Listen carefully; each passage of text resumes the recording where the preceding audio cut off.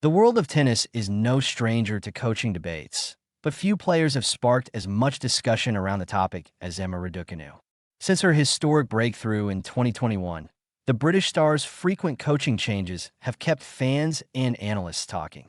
Now, another major voice in the sport, Alexander Zverev, has weighed in with a surprisingly honest perspective on the situation, and his comments reveal just how different Raducanu's journey has been compared to many of her peers on the professional circuit. Zverev opens up about Raducanu's unique situation when asked about Raducanu's evolving coaching setup. Zverev didn't hesitate to acknowledge that her circumstances are unusual compared to his own.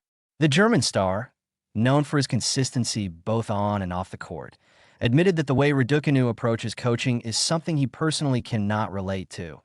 "I think Emma is a very special case," Zverev said candidly. "I love her, really, but her situation with coaches is very different from mine." For Zverev, stability has always been the cornerstone of his career. The world #1 contender revealed that he has spent nearly his entire life working with the same core people. "I have been training with the same person for 28 years, he explained. So, the question for me is a bit different, a very specific issue. In other words, Zverev's perspective comes from a place of long-term trust and continuity, something Raducanu's career has lacked so far.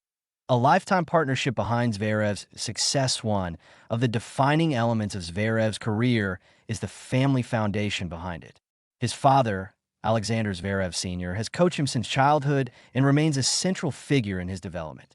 But the support system doesn't stop there.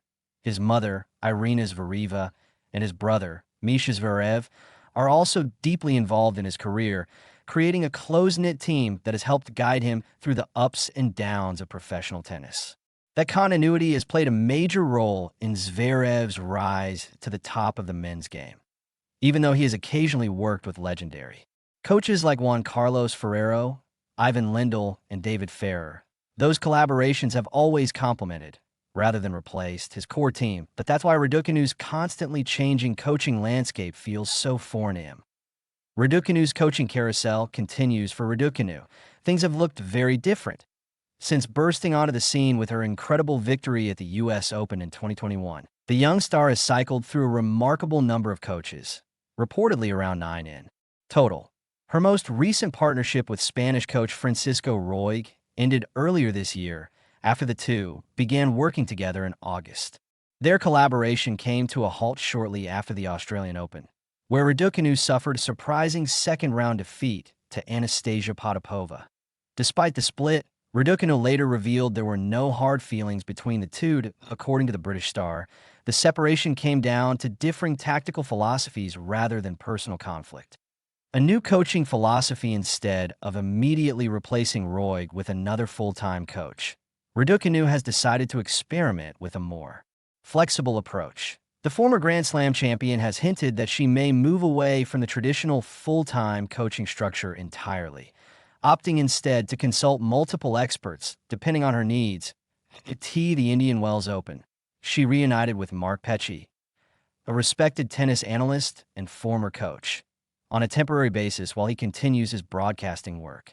This consultant-style setup allows Raducanu to seek advice from different voices rather than relying on a single long-term mentor. It's a strategy that's uncommon at the highest level of tennis, where many players prefer the stability of a permanent coach.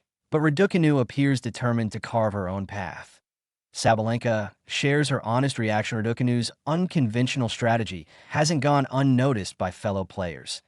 After her own victory at Indian Wells, Aryna Sabalenka was asked for her thoughts on the British star's approach, and her response was refreshingly honest.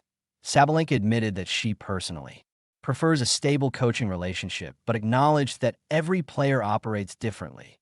The Belarusian powerhouse emphasized that trust and communication are key in any coaching partnership, but ultimately what matters most is whether a system works for the player involved. In other words, while Raducanu's strategy might seem unusual, it isn't necessarily wrong that if it helps her perform better. That's what truly counts. Can Raducanu's strategy work? The big question now is whether Raducanu's flexible coaching approach can succeed in the ultra-competitive world of professional tennis. Historically, most Grand Slam champions have relied on consistent coaching teams to build long-term strategies and refine their game over time. Yet tennis is also a sport that rewards individuality, and Raducanu has already shown she's capable of rewriting the script. After all, her stunning triumph at the 2021 U.S. Open remains one of the most remarkable underdog stories in modern tennis. History that, if anyone can succeed by doing things differently, it might just be her. A debate that isn't ending anytime soon. Zverev's comments highlight the fascinating contrast between two very different career paths. That on one side is a player who has relied on a tight-knit, long-term team for decades, and on the other is a young champion still searching for the formula that works best for her. As Raducanu continues experimenting with her coaching structure, the tennis world will be watching closely too. See whether her unconventional approach leads to renewed success or further debate. One thing is certain. The conversation around Emma Raducanu's coaching decisions isn't going away anytime soon. Tennis, please like, share, comments, and subscribe for more.